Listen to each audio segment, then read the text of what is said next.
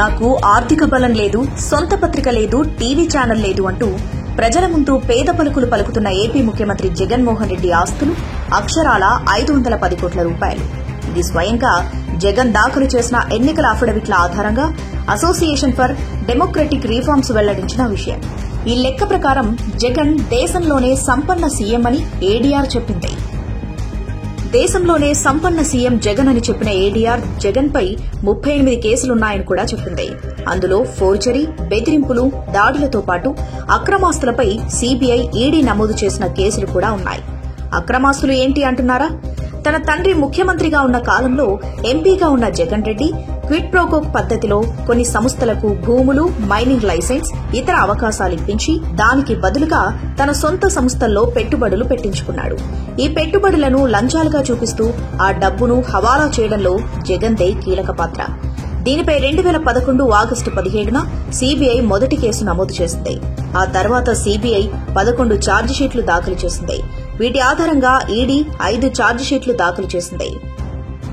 నేరపూరిత కుట్ర, మోసం, నేరపూరిత నమ్మక ద్రోహం, లెక్కలు తారుమారు చేయడం, క్రిమినల్ మిస్కాండక్ట్ తో పాటు అవినీతి నిరోధక చట్టాల కింద జగన్ పై కేసులు నమోదయ్యాయి. 2012 మేలో జగన్మోహన్ రెడ్డిని సీబీఐ అరెస్ట్ చేసింది. 16 నెలలు హైదరాబాద్లోని చంచల్గూడ జైల్లో ఉన్న జగన్ 2013 సెప్టెంబర్లో బెయిల్పై విడుదలయ్యాడు. ఇలా ఈ క్విడ్ ప్రోకో ద్వారా జగన్ 1,00,000 కోట్ల అక్రమ ఆస్తులు సంపాదించాడని అంచనా.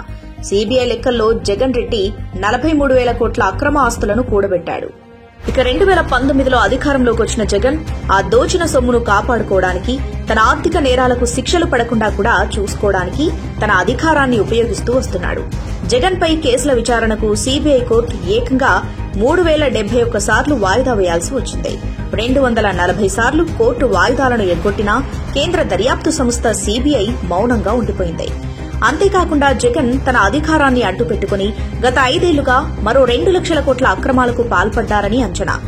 మద్యం మాఫియా, ఇసుక మాఫియా, మైనింగ్ మాఫియా, భూ కబ్జాలు ఇలాంటి ఎన్నో అక్రమాలతో జగన్ ఒక్కడే కాకుండా వైసీపీ నేతలంతా ఎవరికి చేతనైనంతగా వారు దోచుకున్నారు. ఒక్క ఇసుక అక్రమాల ద్వారానే 4 లక్షల కోట్లు దోచుకున్నారని అంచనా. పేదలకు ఇళ్ల స్థలాల పేరిట రాష్ట్ర వ్యాప్తంగా 6,000 కోట్లకు పైగా అక్రమాలు జరిగాయి. ఇక మద్యం మాఫియా మొత్తం జగన్ రెడ్డి చేతుల్లోనే ఉంది. ఇలాంటి అక్రమ సంపాదనతో జగన్ రెడ్డి 100 కోట్ల ఖర్చుతో ఊరుకో ప్యాలెస్లను ఇదివరకే కట్టుకున్నాడు. అది చాలదన్నట్టు విశాఖలోని రుషికొండను ధ్వంసం చేసి అక్కడ మరో ప్యాలెస్ ను ప్రజాధనంతో కట్టుకున్నాడు. ఇలాంటి అక్రమార్కుడు జనం ముందుకొచ్చి తనను తాను పేదవాడిగా వర్ణించుకోవడం, తన అక్రమాలను ప్రశ్నించిన ప్రతిపక్షాలను పెత్తందారులు అనడం విచిత్రం. ఈ అసలైన పెత్తందారును మళ్లీ గెలిపిస్తే పేదలు మరింత పేదలు కావడం ఖాయం.